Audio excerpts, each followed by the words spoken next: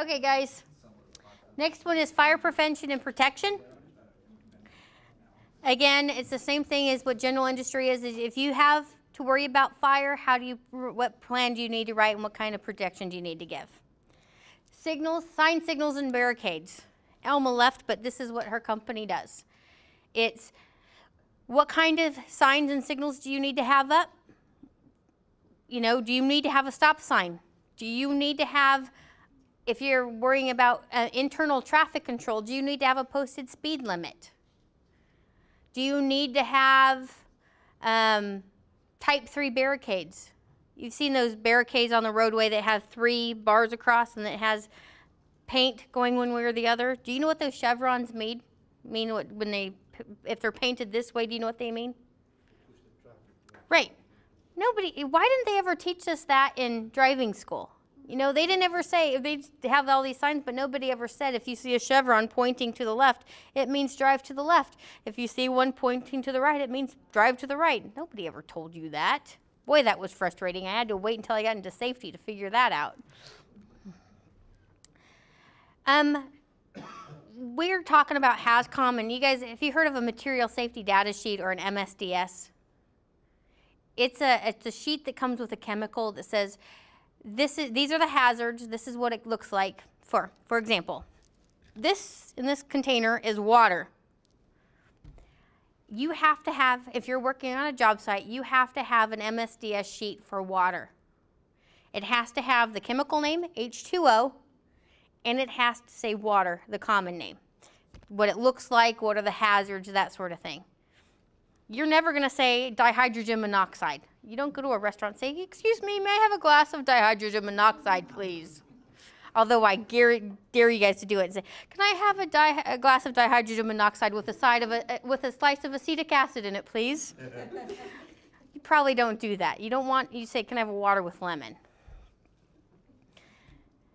You have to have an MSDS.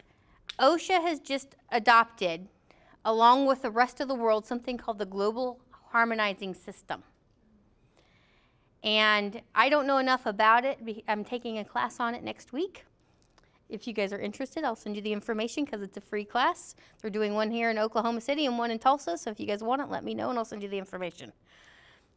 But one of the things that this Global Harmonizing System says is that if you have to go work in Bolivia or you have to go work in South Africa and you're working with the same chemical, that chemical MSDS, or safety data sheet is what it's going to be called now, is going to look the same as it does here in the United States. There are some chemicals you get and it's a 1-page safety data sheet. There's others you get that are 20 pages long. And the information's in different places on the sheet. This system is supposed to make it standard throughout the world, and this is just coming out. But one of the things it's going to do is also make sure you have little pictograms. Everything's going to have a pictogram on it now. So we got to learn the pictograms, and you have to train your employees on pictograms. Tools, hand and power. You need to make sure you train your employees on inspecting the electrical cords on their hand tools, on their like a circular saw or drill. You need to make sure that when they're looking at their cords, do they have, you know, what is your system? Are you going to have generators or plugs where you plug it in that has a ground fault circuit interrupter, a GFCI? Or are you going to make sure you have a grounding program? You need to take a look at this. You also want to look at your hand tools and make sure that you're giving your employees hand tools that don't have broken handles and that they know how to inspect it. And they document that they inspect it. Again, because if it's not documented, it's not done. Welding and cutting. Electrical. This is where you're going to look and see, you know, how do you know if your electrical is good? Can you use an extension cord for permanent wiring? The answer there is no. Scaffolding.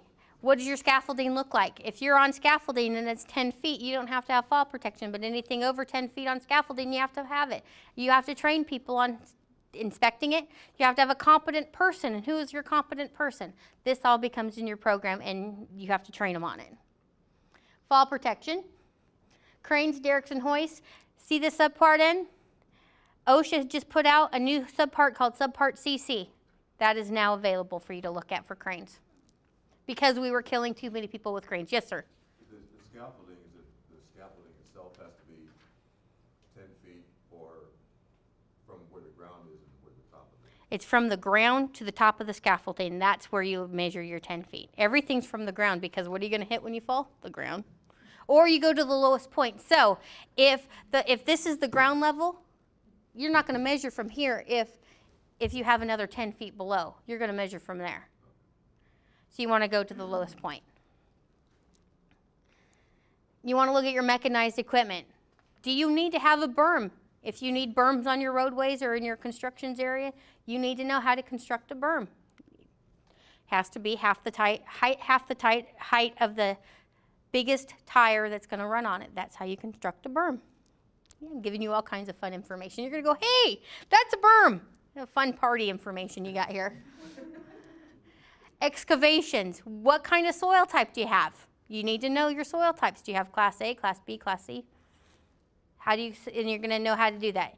And you need to know who is a competent person, who inspects it, where do the inspections go, do you need to have shoring, do you need to have engineered shoring? If you go 20 feet below the ground, or if you're going to go 20 feet down, you have to have it engineered. Concrete masonry, steel erection. Now, when OSHA was coming out, this just kills me. I guess steel workers think they're invincible. They're Superman, exactly. They think they're Superman. But they also had a really good lobby. Because when OSHA was coming out, as I said, in construction, in general industry, fall protection is 4 feet. If you're working in construction, it's 6 feet, unless you're one of these Supermen in steel erection, because it goes to 10 feet to 20 feet, depending on what you're doing. If you're a bolter, you don't have to have fall protection at 20 feet. You fall, you're going to be smushed. You're going to be one of those new little ink lines on the ground that highlights your body. Underground construction, caissons, cofferdams, and air compressors. If you're putting in, if your job as a construction company is to put in fuel tanks for gas stations, this is where you fall. Demolition. If your company blows things up, please call me. I'd like to video that. But if you blow things up, this is what you fall under. Not all companies do that. My company doesn't. Well, sometimes we fall under demolition. But sometimes I need this program. I need to have a program written. Sometimes I don't. Blasting and use of explosives. If you blow things up, again, give me a call. I'd like to see this. But this is where you're gonna. If we don't blow things up all the time, I'd like to be that little dude. But side note, believe it or not, I am a certified blaster. Can you believe somebody gave me a certification to blow things up?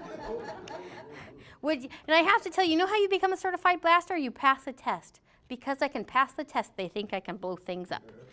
And because they gave me the card that says I can go blow things up, I can go buy explosive. How stupid do people are, I'm telling you. You do not trust me to blow things up.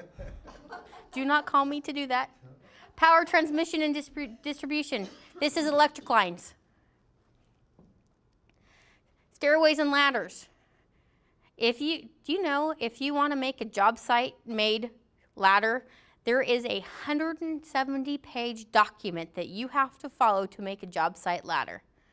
Don't waste your time. Just go to Lowe's, Home Depot, and pick yourself up a $20 ladder.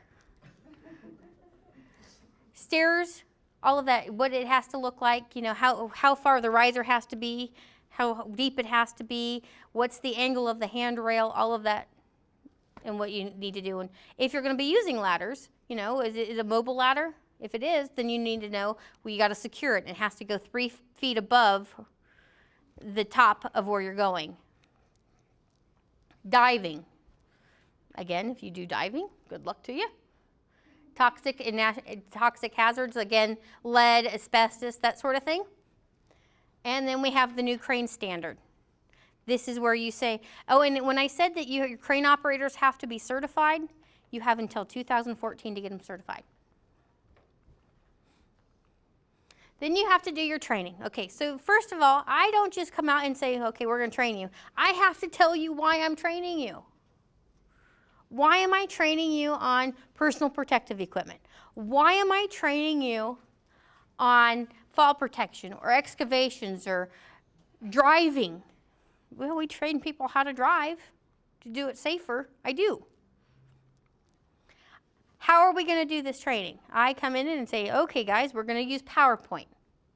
We're going to do demonstrations. You guys are, when I do first aid and CPR training, you guys actually will get on the ground with a mannequin and actually do first aid and CPR. So it's a physical thing. You know, you heard the old saying, you show one, you do one, and then you have them teach one. That's exactly what you do. I'm going to show you how to do it. You're going to show me you can do it, and then you're going to show somebody else that you can do it. Show one, do one, teach one.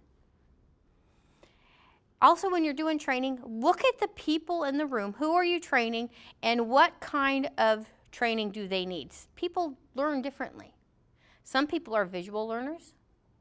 Some people are audio learners. Some people are tactical learners. They need to feel it and do it, to learn it.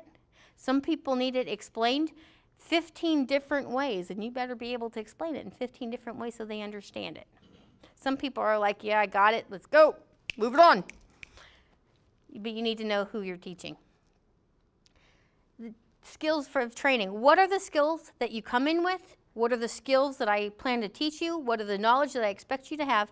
I want you to have, you want to look at your KSAs, your knowledge, skills, and abilities.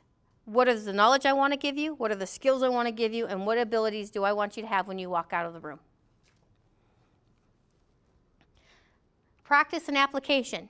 I'm going to show you. This is how you're going to use it. This is where you're going to use it. This is how you're going to use it. This is the practice of it. And how do you apply it to your workspace? You have to make sure you train it. We have to train it in the language that people speak. You know, when I'm training first aid and CPR, when we're talking about using an AED, an automatic electric defibrillator, one of the things you have to do is you have to put those pads on bare skin. Well, in your AED that you would have in your job site, and I'm sure they have one here at school, it has a razor blade, and so you can cut clothes off. Well, one of the things we talk about is you may have to cut a woman's bra off her to put that on. Boy, do you get a lot of giggles over that. You know, it goes down to grade school level, and they're like, hoo, hoo, hoo. They're crazy, but you got to do that. And then there's certain, you know, there's certain people that you have are very uncomfortable with talking about bare skin and putting these pads on the bare skin, and they get very uncomfortable. So you might have to think about talking about that when they're not around. You know, take them aside and explain, this is what I'm going to be doing, and this is why we're going to be talking about this. But, you know, if someone's having a heart attack, they would really like it if you put that against their bare skin so they can actually get a shock to their heart so they can live. And sometimes, you know, modesty and directness is not really appropriate to what you're doing. You know, I was telling Victor during break that during the summer, during the heat, I ask my employees, when was the last time you went pee? When was the last time you urinated? If they tell me, it's 3 o'clock in the afternoon, and they tell me, I went this morning before I left the house, they are not drinking enough. They need to tell me they're going to the bathroom at least once an hour. We talk about what color is your urine, because that tells you the level of dehydration. That's very uncomfortable for a lot of people, but I need to make sure they're safe and they're healthy. And sometimes you just say, suck it up, deal with it, we'll go on. I'm not embarrassed. Why should you be? Let's go. Methods of training. Video. You can have whiteboards. I can take you outside and get you on a piece of equipment and show you what to do. You got to think about your methods of training. Also think about where you're going to train. You know, if you have a group of 50, you're not going to put them in a little tiny room because it's very uncomfortable. This room's fantastic for training. It's very comfortable. We got good air flow. You got good lights. Think about all that. But that's something you may have to address in your safety training, in your safety system is, you know, do you have a training room? Do you need to rent a training room? Where are you going to do this at? You know, when I do my job site training, I don't have my computer. I don't have PowerPoint, so sometimes they get my stick figures. I have never claimed to be an artist. Okay? Next thing you have to do is you got to look at, this is in your book. This is not a very good thing up here, but this is in your little handouts. OSHA, the state, Federal Highway Administration, require us to have a bulletin board on the job site. Okay? I got this offline, but what you have is exactly what I got from ODOT, from the ODOT website, but this is what you have. If you go onto the internet and you type in OFCCP-1420, you will pull up the exact poster that you need. Okay? You'll see people in job sites where they have those all-in-one posters. Have you seen all those all-in-one posters? We had a Federal Highway Administration inspection, and we got cited because we had those all-in-one posters. There is a size requirement on these posters. So these posters usually have to be the size of a piece of paper, and if you're using those all-in-one, there's these little dinky things, you're in violation, you can't use them. They also wanted us to label them A, B, C, D, E, F, G. So each poster was labeled A, B. You know, if it was A, it had the A on it. If it was B, it had the B on it. Some of these down at the bottom, like your contractor EEO policy statement, is what your Human Resources Department has written or what you've decided is your EEO policy statement, but that has to be there. Because when ODOT's EEO department comes out, they want to make sure you have it posted. And this is one of the requirements that you have to have. We even have this posted in our office, but everywhere this is posted. And I repost every year because some of them get updated with changes. There's other one, you know, like if you're using E-Verify to verify your employees, you have E-Verify posters you have to have up, and those change every 2 years, and they have a date valid through this date. You have to make sure, because they'll come out and they'll look and say, oh, wait, I'm sorry, yeah, you got the poster up, but it's not the right date. You're in violation. So if you actually post these numbers right here, this is where it says OSHA 3167. For Spanish, you put SP. It'll pull up the poster for you. How did you manage to have enough of these to cover the A to Z? Well, no more, no less. How did you do that? No, this is the poster. This is the information sheet you get from ODOT for your job sites. And then, how did you manage to have them just A, B, C to Z? Oh, I didn't do that. I didn't do that. Who did that? ODOT did that. ODOT? ODOT, they're clever. This is what they said you want. They're the clever ones. I didn't do that. I just comply with what they're doing. Talk to them back there in the corner. This is what they say we want. We comply with it. No, it's because they're clever. It's because they're clever and they knew what they were doing. I was there for 35 years. I wasn't that smart. I guess they got some clever people in there now. And maybe they learned, they said, you know what? Maybe they said, oh, you know what? He just missed this one step. You maybe only got up to P, and they said, oh, well, we need the rest of the alphabet. That's all right, okay. So this was not my doing. I just comply, and I want to make sure you guys have the information you need to make sure that you're in compliance, because I don't want you to get the citation like I did. Learn from my mistakes. These are the posters that OSHA requires that are on every job site. And I think those were printed out for you so you can see how pretty they are. But again, size requirements.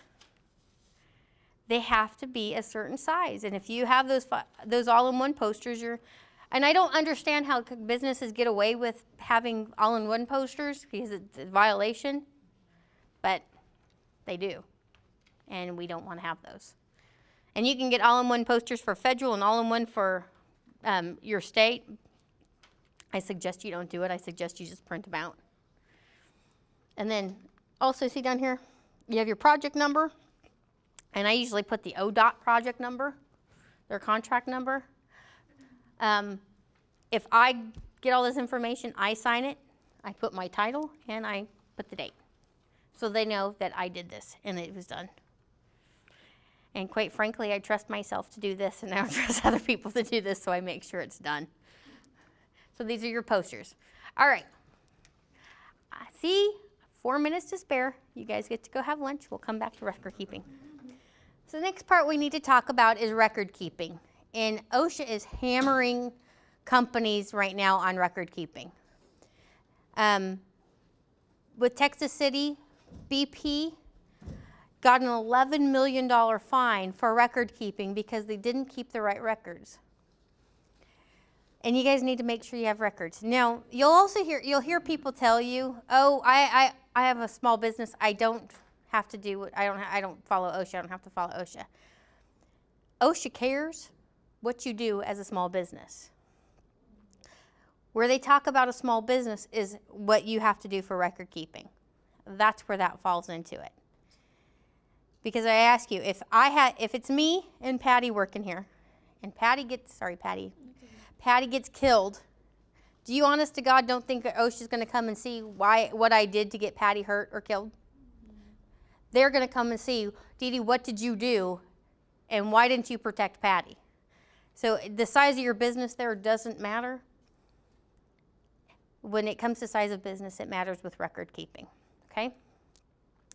So we were talking about 1910 and 1926. Record keeping is going to be found in 1904. If you have any questions, and luckily, this standard is really genius. It says, it gives you scenarios and gives you the answer. So you can say, I don't know if this is a recordable, and it'll say, if it's in this list, it's a recordable. If it's not a recordable. It's very user-friendly, and this is where you find your answers, okay? The purpose of 1904 is to require employers to record and report work-related fatalities and injuries and illnesses. Just because you write something down on your injury and illness log does not mean that you violated a rule. It just means somebody got hurt. It also doesn't mean that it's compensable. So just because something is recordable, just because it goes on the OSHA log, does not mean it's you have workers' comp. By the same token, just because you have workers' comp doesn't mean it's a recordable injury. So there's a difference between recordability and compensability, okay? If your company had 10 or fewer employees in a calendar year from January to December, from January 1 to December 1, if you had 10 or fewer employees in that time, you do not need to do record keeping. Unless you get a letter from OSHA or the Bureau of Labor Statistics in writing that tells you you have to, okay? This isn't a calendar year. Records, you told me about records. What kind of records? We're going to get to that. Okay, we're going to get to the records. And actually, I gave you a copy, and we're going to talk about those, okay? If your company had 10 employees at any time during that year, 10 employers or more at any time during that year, you have to keep records, okay? 10 or fewer at any time, or at all times, you don't. 10 or more at any time, you must.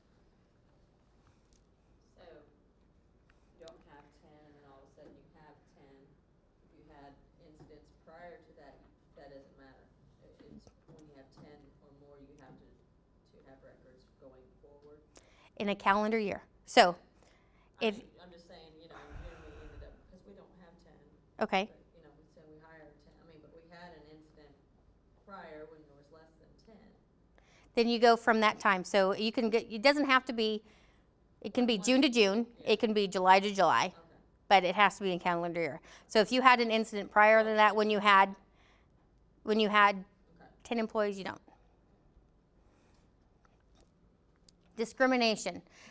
If you ever really want something to help put you to sleep, read the OSHA Act. One of the things in the OSHA Act is Section 11C. This covers discrimination. This part of the Act says you're prohibited from discriminating against your employee for reporting work-related fatalities, injuries, or illnesses. That provision of the Act also protects the employee who files safety and health complaints as access part of 1904. This part here is what they also call the whistleblower clause, which means if I complain to OSHA because I have a safety violation, my employer cannot punish me. They cannot discriminate against me. They cannot demote me. They cannot change my hours. They can't change my salary. They can't do anything without violating the Whistleblower Act or this clause. If they do, I can fall back on this, and they have to, if I can prove that they really did it, they're going to have to compensate me and They'll have to pay fines. Does that include terminations too, or is that? You can't, if you haven't, she asked if it includes terminations too. If you have an employee who, so I work for you, okay? Mm-hmm. Say I work for you, Jackie, and I call OSHA, or I get hurt, in this case, I get hurt, and I report it, okay? And you have to put it on that, on your record, on your logs, we're gonna get to. You cannot terminate me because I reported it to you. That's what this says. Now, This, they have more than one incident. if you followed your procedures as to what you were supposed to be doing, you know, like, Deedee, I told you you're not supposed to speed. You're supposed to wear your seatbelt. And you're supposed to use 3 points of contact. And you keep jumping out of your truck. And, you know, you hurt yourself on this day. You reported it, you know, 2 weeks later you got hurt again. You reported it.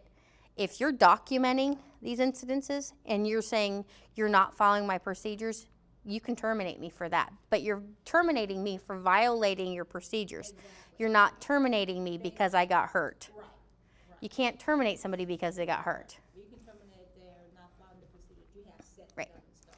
Okay. Now, I want to give a caveat to that.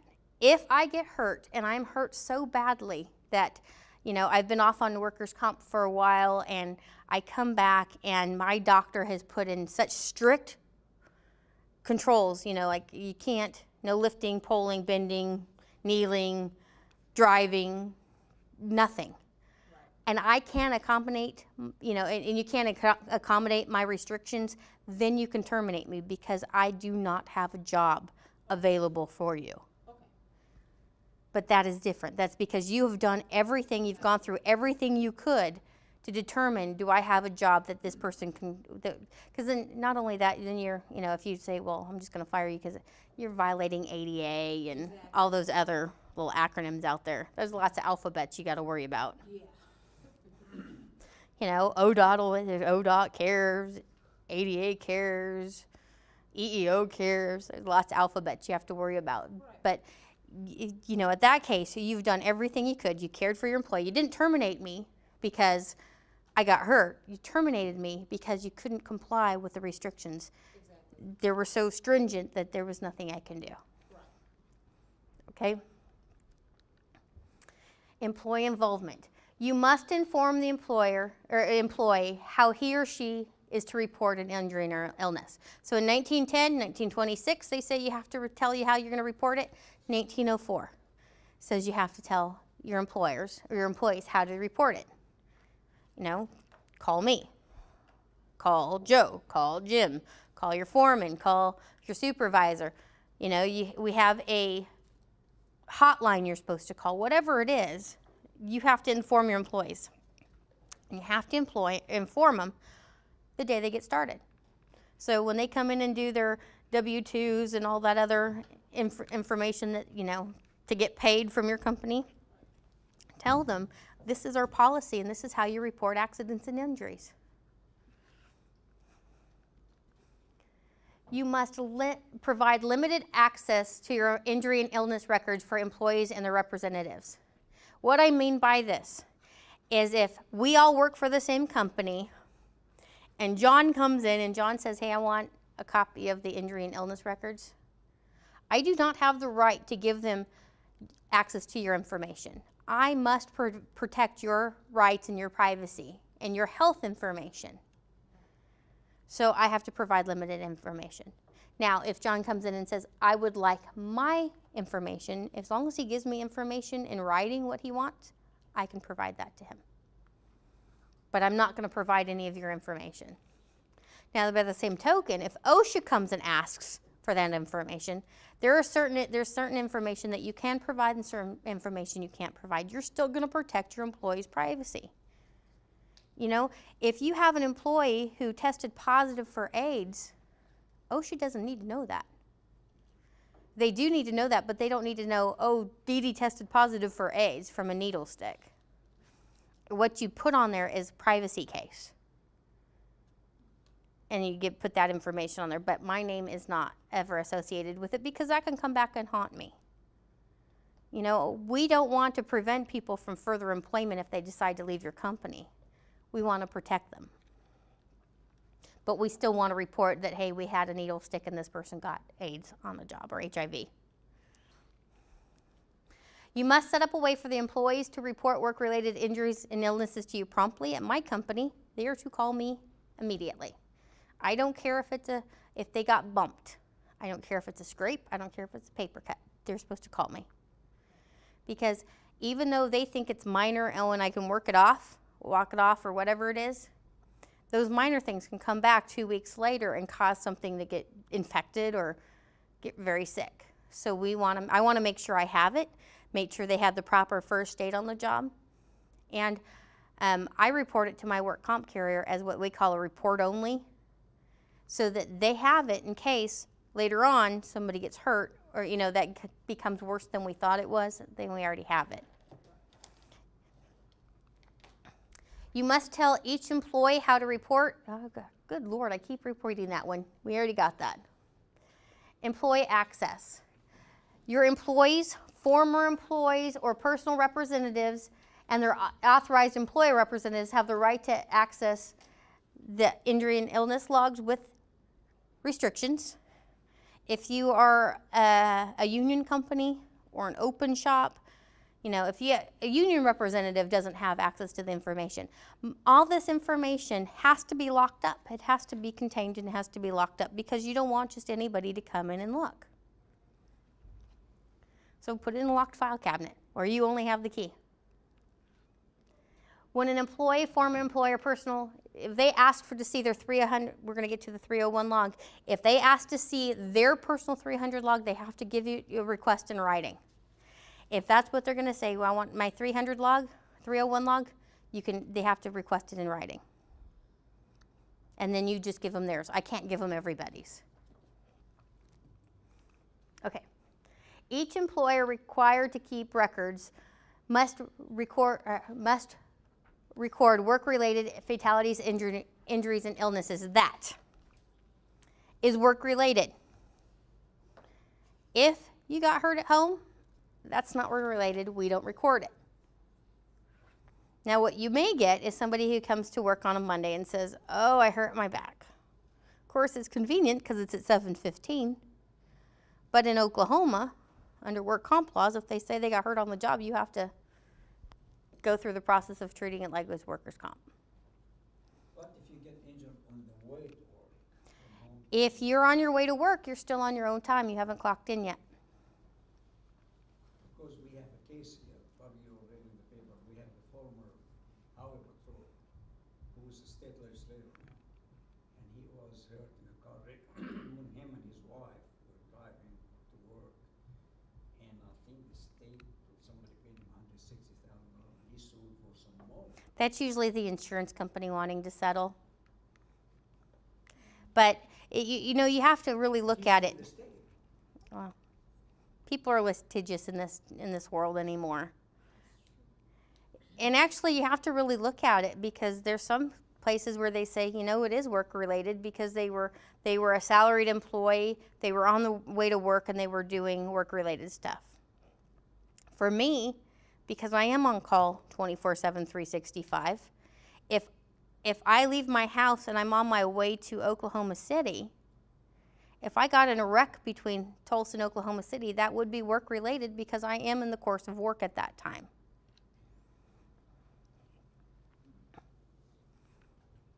Is a new case.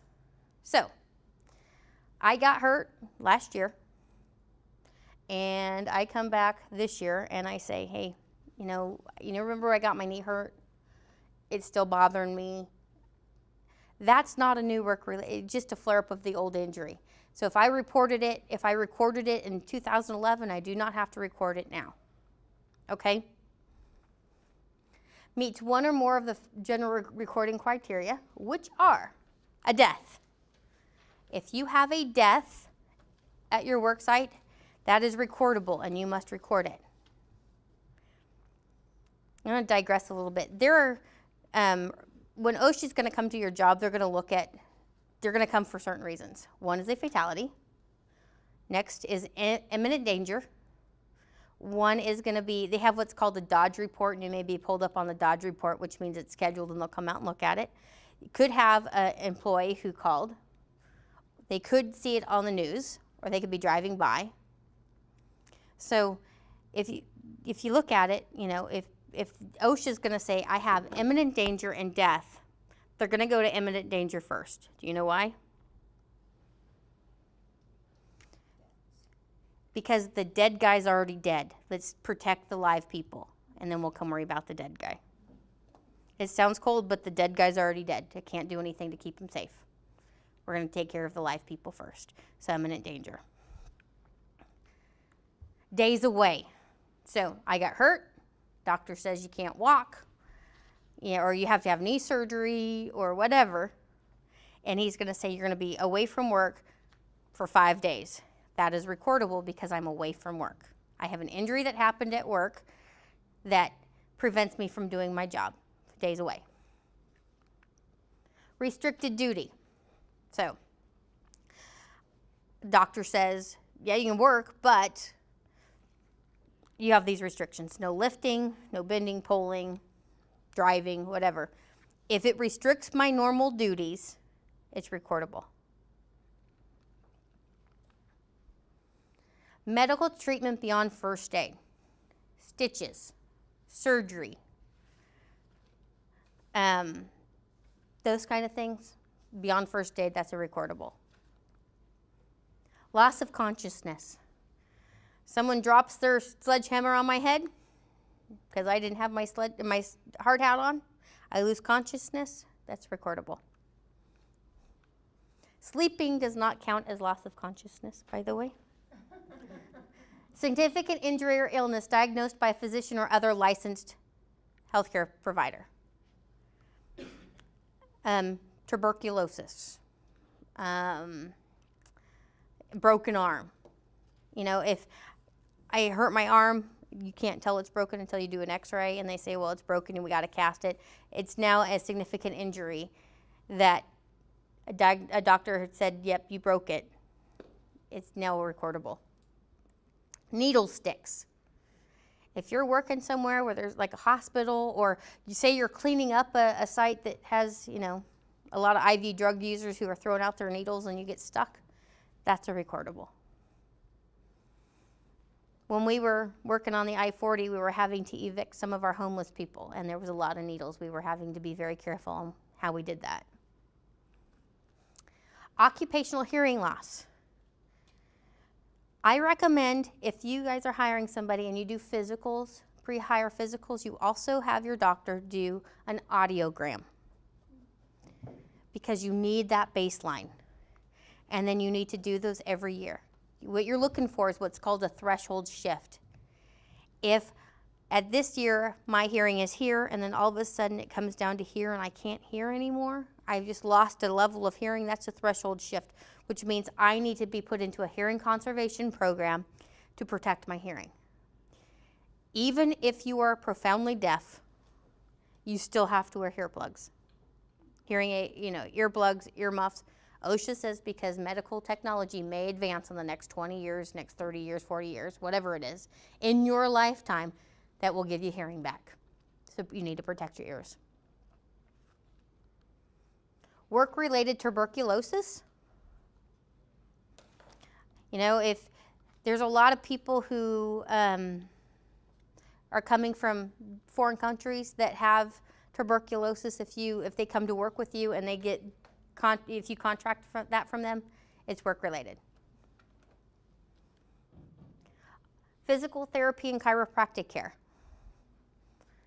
Doctor says you need physical therapy, it's now recordable. Privacy cases.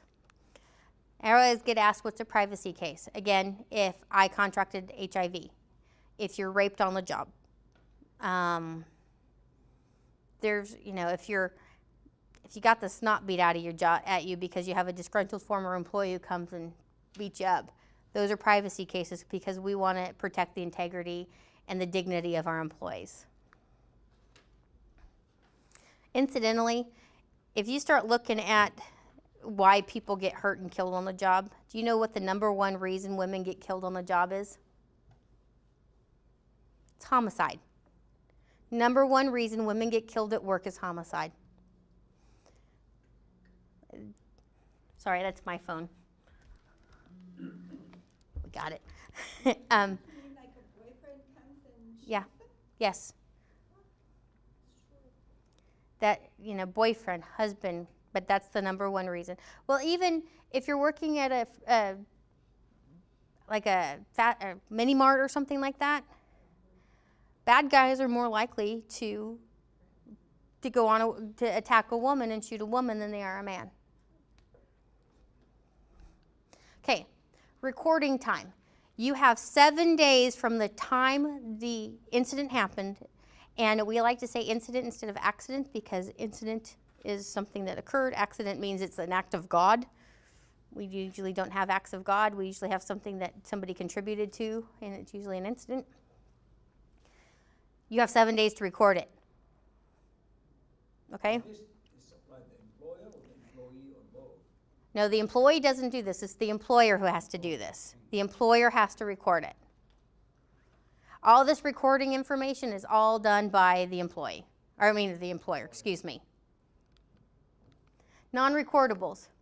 If you visit a physician or a licensed healthcare provider solely for observation and counseling, okay? I go for diagnostic purposes. I go to the doctor because, hey, I scratched myself. You know, it felt pretty bad. I'm going to go to the doctor. Doctor looks at it and says, yeah, you scratched yourself. Or I hit my arm and I think, you know, it could have a fracture in it. And I go and they say, no, it's not a fracture. You just bumped yourself. That is not a recordable. If they use diagnostic procedures solely for diagnostic purposes. So I hit my arm, I go, they x-ray it, and they say it's not broken. Just because I had x-rays does not mean it's recordable. It just means they used it for diagnostic purposes. First aid, and here's what first aid is. Non-prescription medicine given at non-prescription strength. Okay, there is things as prescription ibuprofen and non-prescription ibuprofen. Non-prescription ibuprofen is usually 200 milligrams, that's over-the-counter strength. If they say the doctor writes a script for 800 milligrams, it's now a recordable because it's prescription strength. Administering a tetanus shot, a flu shot, a hepatitis B shot, those are immunizations and do not cover, they're not covered. Cleansing, flushing, or soaking wounds on the surface of skin. Using wound coverings such as Band-Aids, butterflies, steri-strips, new skin. That's all non-recordable. Oh, also on that one before, super glue. If you super glue your wound back together, that's not recordable. Temporary immobilization devices to transport the victim. If we have to put a neck brace on you and take you to the hospital, just because I put a neck brace on you doesn't mean it's recordable. If we get to the hospital and the doctor says, yep, you have some bumps and bruises, it's not recordable.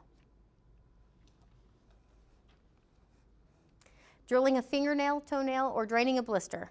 If you smash your finger and you get a big old blood blister into your thumb and they need to go in and drill it to relieve the pressure, that's not recordable.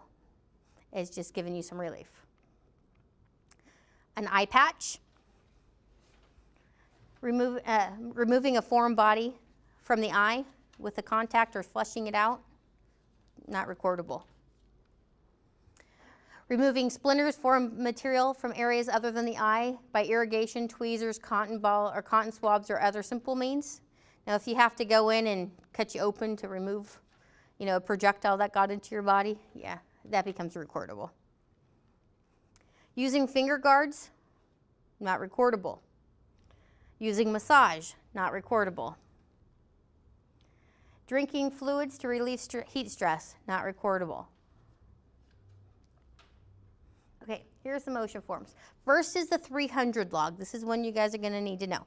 300 log is also called the log of work-related injuries and illnesses. Next one is the 300A. Summary of work-related injuries and illnesses. And then you have the 301. Injury and illness incident report. OSHA says if you have another form that gives the same information, that will suffice for the 301. It's just easier to fill out the 301 and give that to them. This is what your 300 form looks like.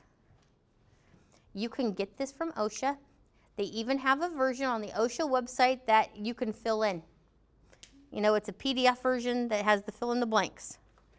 So you don't have to sit there and do this. But what you do is you have a case number. So we're going to say we are at Francis Tuttle, and my first recordable case will be FT1. My next one will be FT2. I have to put the employee's name. So Madison, comma, Deedee. Or if it's a privacy case, I write privacy case. Then I put the job title. What is my job title? Safety manager. Safety manager will go there. If it's laborer, if it's a truck driver, if it's equipment operator, if it's secretary, whatever it is, it's going to go there.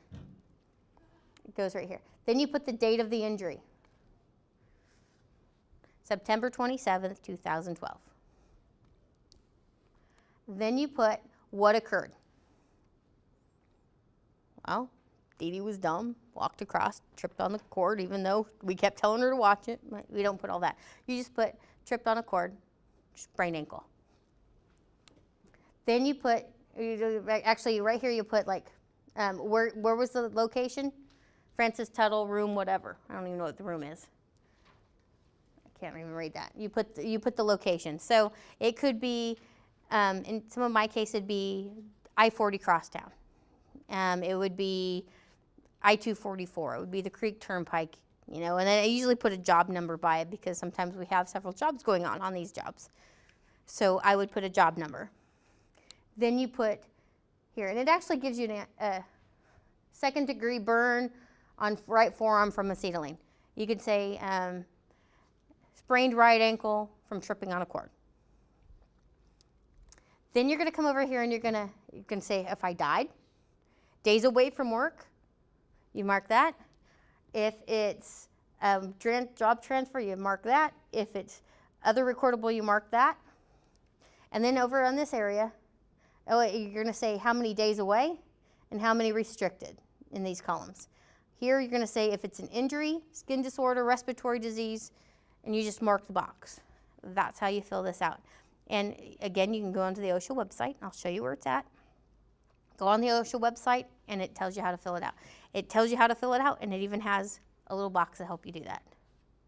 And when you download their version, it just becomes a little PDF file on your computer that you can it just keeps tracking it for you. And it'll even calculate at the end how many days away, how many people you had, how many days away from work you had total, how many restricted duties you had total, and that does the calculations for you. This is the 300A. This is the total number of deaths. This is the total number of cases with days away from work. This is restricted duty. This is others. Then you're going to put in your total numbers here. And this is for your calculations. Why do we do this form? We do this form so that you can compare your company to other companies in the same SIC code, NAICS code, all right, NAICS code. You want to compare yourself so you can see if you're better or worse. It also allows you to compare yourself to your company a couple years running. And it also gives it a fair playing field. So if, like, say last year you had 60 injuries, this year you had 70 injuries, you can't say you're worse this year because you had more injuries if you increased your employee load by 500 employees. So it actually it takes it down to apples at that point instead of apples to oranges. And over here you put, you know, your company address.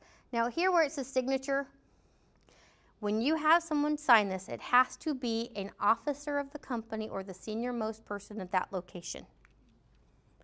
So that's who signs that. I can't sign these. I'm not an officer of the company. I fill them out, I give them to an officer of the company, and then they sign them. And what they're signing is that they verify that the information on here is accurate and correct. You do not want to hide stuff on here. people who hide things, take OSHA off, and then OSHA starts to come and search you and find you. And what they'll do is they'll go and say, well, who do you use for your occupational medicine clinic?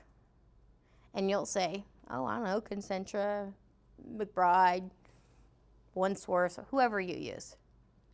And they'll go there with a warrant and say, hi, Mr. Occupational Medicine Clinic.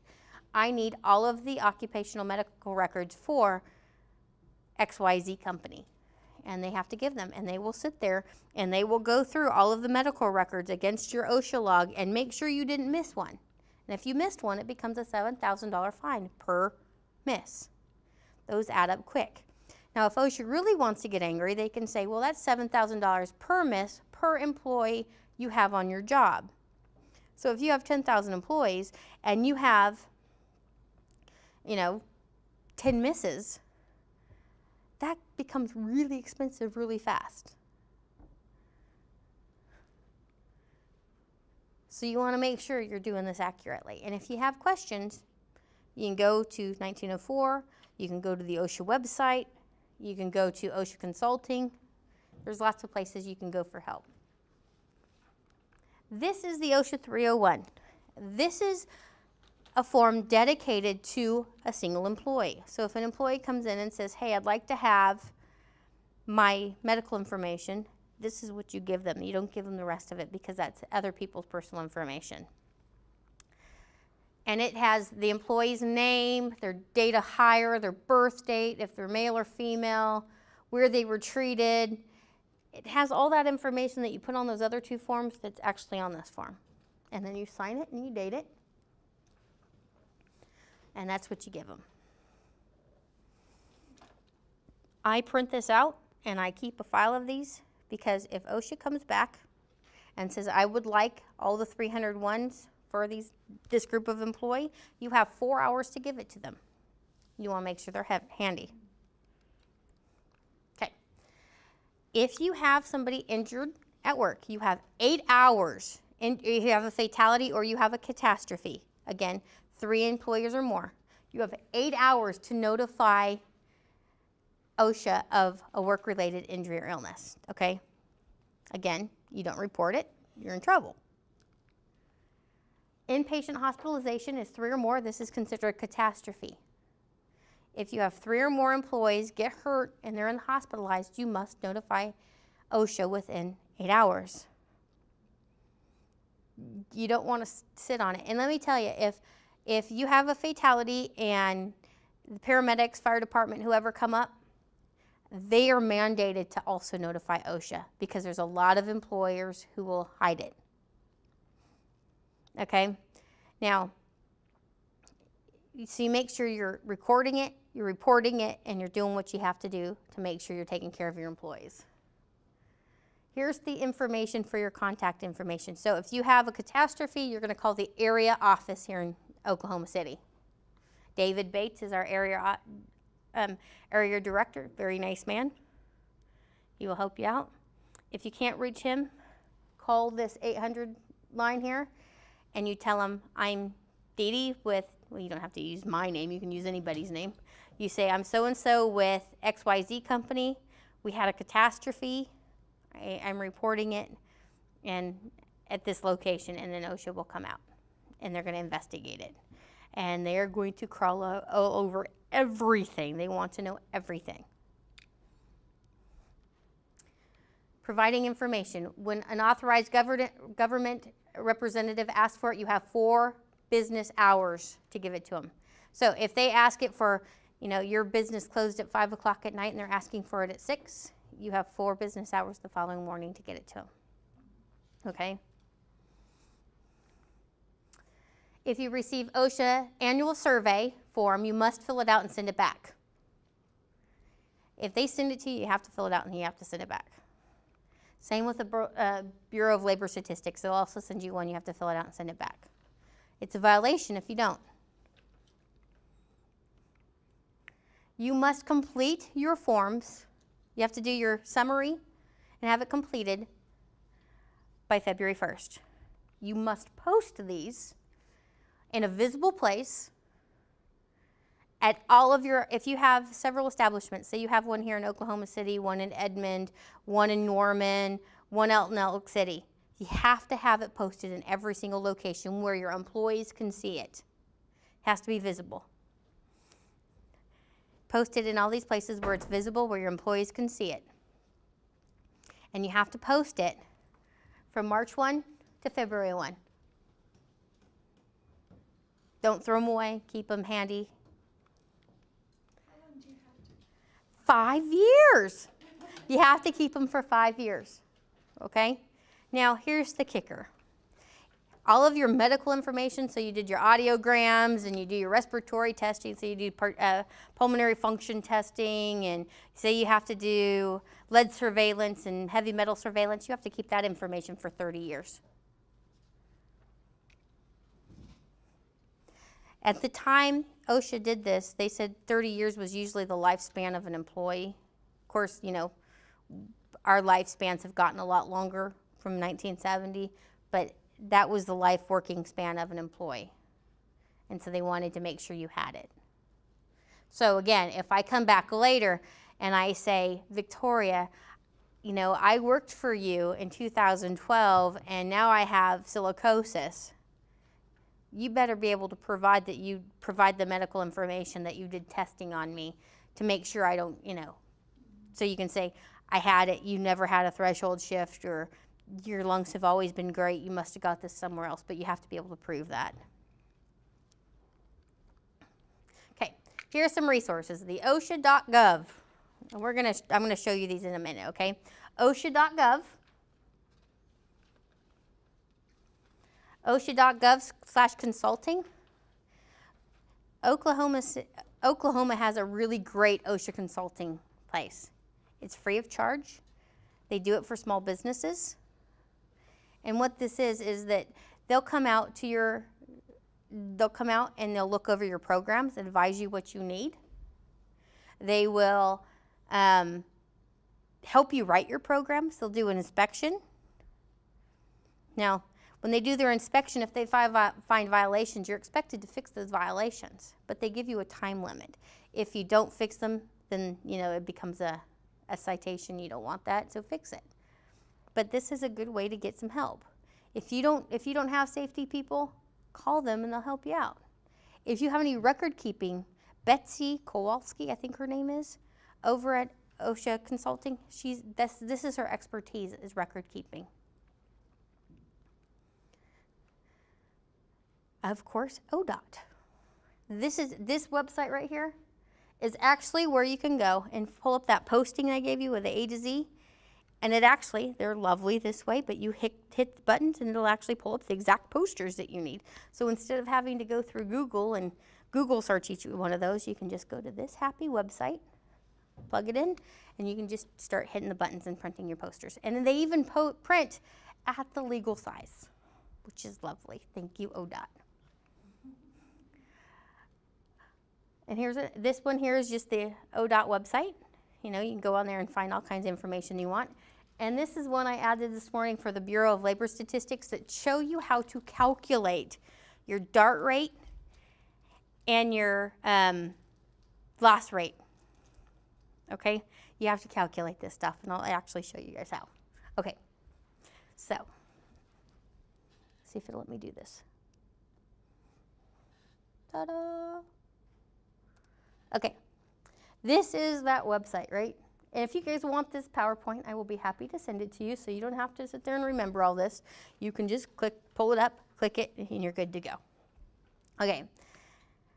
Again, why do we calculate our incident rates? Is because we want to measure how we are against other people in our class. And it's based on 100 people working 2,000 hours. Or 200,000 hours. That 200,000 hours is the average amount of hours that 100 people would work in a year. Okay?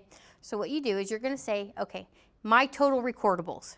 Okay, so you go to your OSHA 300 log and you count. You know, say you have 5 people on there.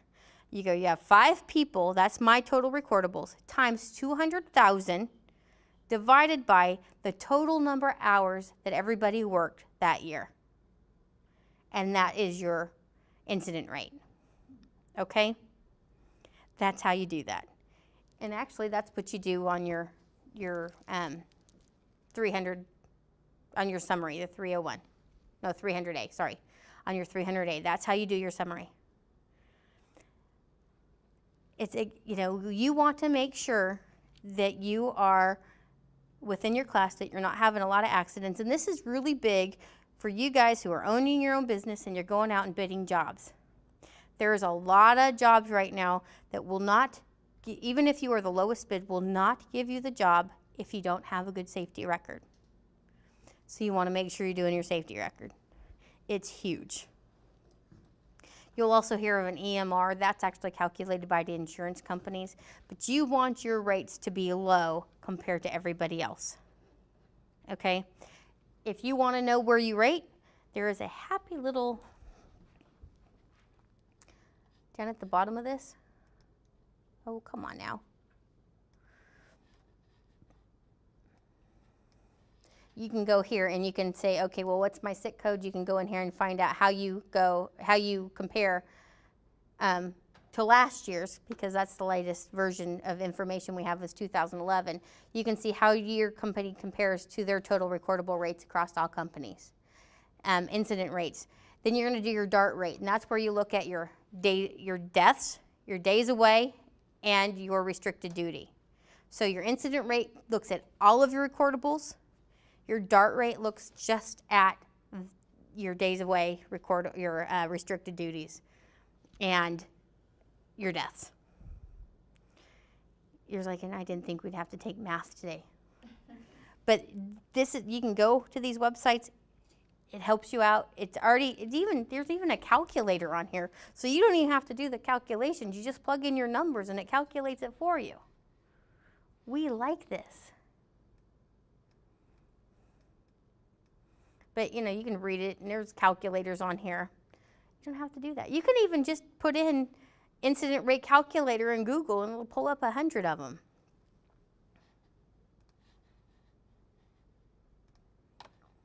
So here's the OSHA website.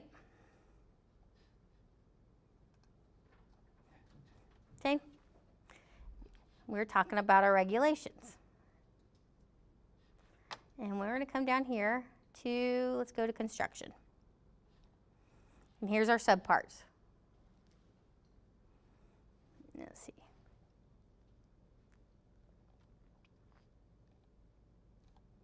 I'll find one. Where is it at?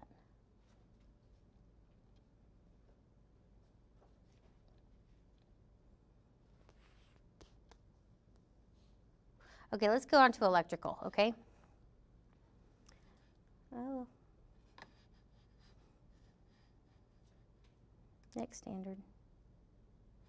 Oh, this is not a good one. Never mind, hold on.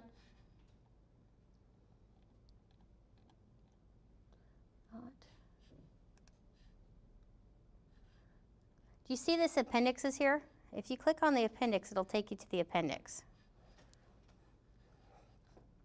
So you can find out on your appendixes what you need to know about scaffolding. If you go to general requirements, it'll help you here on your general requirements. It'll go to here and see where it says 13 standard interpretations. What this means is that somebody had questions about this standard. There's 13 questions about this standard. And you may have the same question. You can go here to the standard interpretation, and you'll get what's called the letter of interpretation. So you want to know if subpart L, scaffolds, companion rails, extension rails, mobile, you want to know what that is. So let's take a look. And it tells you, does this count as a scaffold? Does this work? And it'll tell you, dear Mr. Chapman, in the response to your package received occupational safety and health on February 13th, 2006, in which you provided information about your product, the companion rail pictured below, we apologize for the long delay. And it says, here's your question. OSHA does not approve or endorse specific products. So they're asking, hey, OSHA, does this meet your requirements for scaffolding handrails? They're saying, well, you know, we don't endorse it. However, here's each employee on a scaffold more than 10 feet above lower level shall be protected from falling below, from paragraph established in this section, types of fall protection to be used. For all scaffolds not otherwise specified, each employee shall be protected from use of fall protection or guardrail systems. Now, I like their idea with just this, but that is not considered a guardrail system. The reason why is because you need to have a mid-rail. So, right here, the guy can still fall out underneath. So if he had a mid-rail there, that would actually count as a guardrail system, and that'd be fine for this. But if you ever have a question, you can go onto here and look for the letter of interpretation for that standard, and it'll answer it, so you don't have to sit there and go, gosh, you know, I wonder if there's a letter of interpretation. Because looking for LOIs gets really tedious. This makes it a lot easier.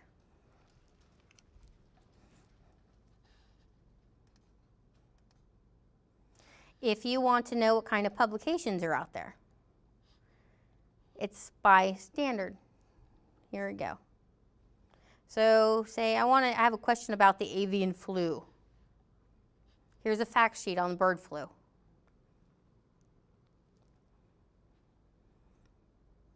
And yes, you have to protect your employees from bird flu if you guys are working in a birdhouse, if you're working in a chicken house.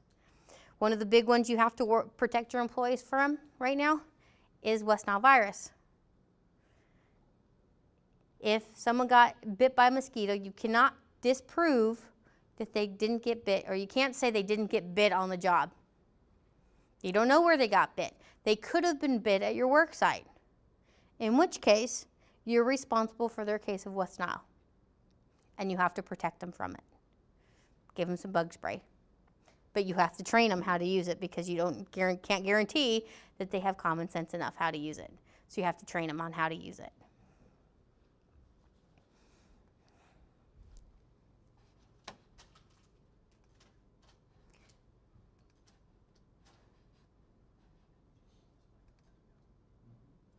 If you want to know, here again, they're looking at wildfires. What do you do in case of a wildfire? If you're working in a place where a wildfire comes through and burns your business and one of your employees get hurt, that's a recordable, and OSHA's really going to care about that. They're going to be out there looking. Here's the latest news. If you want to know if you're a state plan state or a federal plan state means you follow what the federal OSHA says. State plan state says that you're going to meet or exceed what OSHA says. California's state plan state. New Mexico's a state plan state. Oklahoma is not. Oklahoma is a federal plan state. So we have to follow what OSHA says. You'll hear like Cal OSHA or MIOSH, like Michigan OSHA. If you want to know any of the latest press releases, you can come over. Where's it at? If you want any of the OSHA posters, they're there. OSHA at 40. Here's your record keeping forms with the instructions, and it comes with this little handy dandy booklet if you want it. And it tells you what you need. I tried to print it, but my printer was acting stupid, so I couldn't get that to you guys.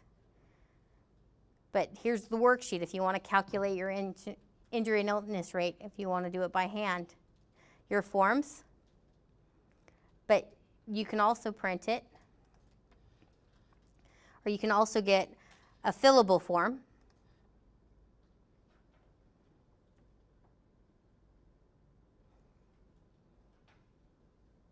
Come on now. You can get the fillable form, so you can go ahead and put your information in, and you can just save it to your desktop, save it into a file on your computer, and it'll just keep populating this as you go.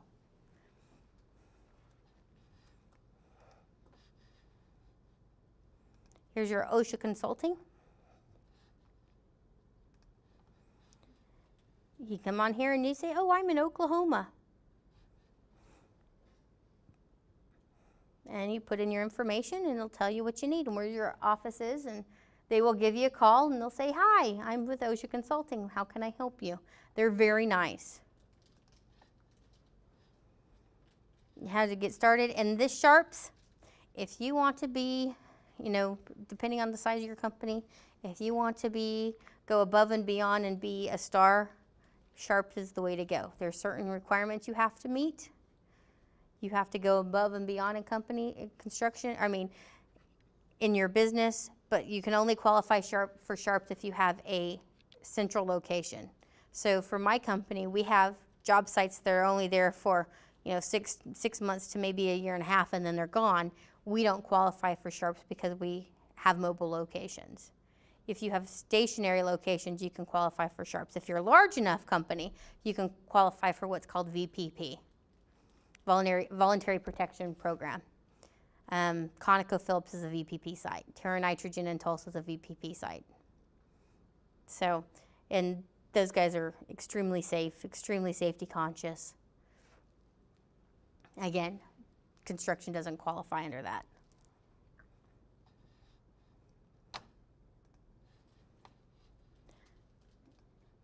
And here's our little poster site, see? A through Z, and it even tells you these don't count. But if you want this one, there it is. And you just print it right from here. And it will print in the exact size that you need, which is a very handy website, because before I found this website, I was going through and looking for each one. I don't do that anymore. I just go to this website and print it out as you need it, which makes it very nice. Oh, and Federal Highway says it has to be in color too, so don't think you can get to skimp on the color ink.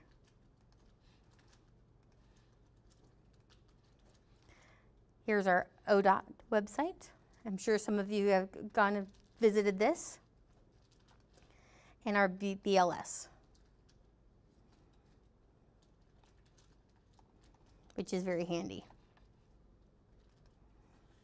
Well, I went through record keeping faster than I thought, so if you have any questions, any stories, any tales you want to tell, please ask.